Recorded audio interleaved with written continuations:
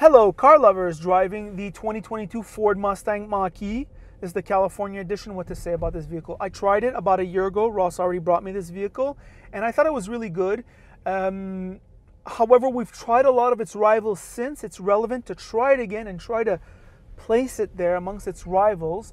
And it's a bit of an unfair test because no matter how we compare it to its rivals, it's not a normal shopping experience. In general, if you can get an EV, you put your name on the waiting list for all the different EVs, and the first one who calls you, you buy, right? So unfair for its rivals. Nevertheless, we can talk about it a little bit. The Ford Mustang Mach E comes in 4 trims. I will briefly describe the lower 2 trims, Select and Premium. In Mach E speak, there is the SR or Standard Range and ER or Extended Range. Mach E is also available in rear-wheel drive or all-wheel drive. The range varies from 360 kilometers with the SR all-wheel drive to 488 kilometers for the ER rear-wheel drive. The small battery is 70 kilowatt hours, the big one 91 kilowatt hours. In Canada, it's hard to make an argument for the rear-wheel drive. If you own a Mach E rear-wheel drive in Canada, let me know in the comments how it handles the winters. Nearing the end of October 22, Ford only allows you to build the 2023s. So for 2023, they simplified a little. Base model SR rear-wheel drive goes for $59,000 plus taxes, and you get 18-inch wheels with 225/60 ratio tires. That's perfect for Montreal. All-wheel drive is a $3,000 option. Premium is available with the 70 kilowatt battery or Standard Range for $74,000 plus taxes, $3,750 extra for the all-wheel drive. The 91 kilowatt hour rear wheel drive is $13,000 extra. Add $3,750 for the all-wheel drive. For 2023, Mach E is much more expensive with many more standard features. They rolled in previous year packages into trims. There is a 150 kilowatt DC fast charging, which allows 10 to 80% charge in 45 minutes. Ford says 94 kilometers in 10 minutes. Not so convenient in a pinch versus some of its competitors.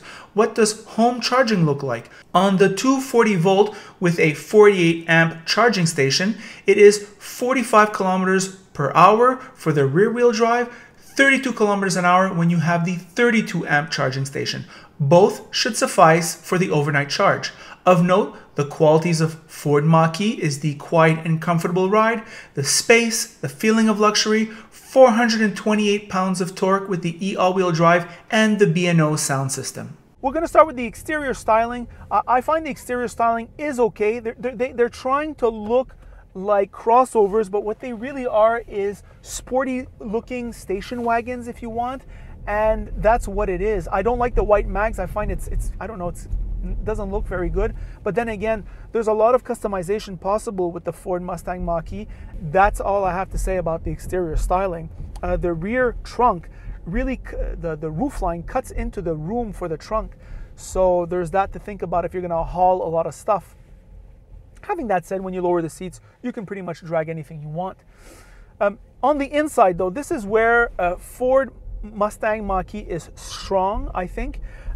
This interior has really high quality materials here. Very good on that level. I like the way they integrated the B&O sound system into the dash. Nice. There's a nice center point channel if you like to listen to podcasts. The sound system plays loud enough if you want to listen to music. So a nice all-arounder on that level. The steering wheel, nice grips, nice soft feel when you grab the steering wheel. Really nice on that level. These seats, very comfortable. They look thin and you might think they might be cheap. It's not the case at all. They're very good actually. And that's what I have to say about that. Very quiet on the highway. Visibility is okay until about 100 and maybe 20, 130 degrees. Then it gets a little bit doubtful. But the rest is fine.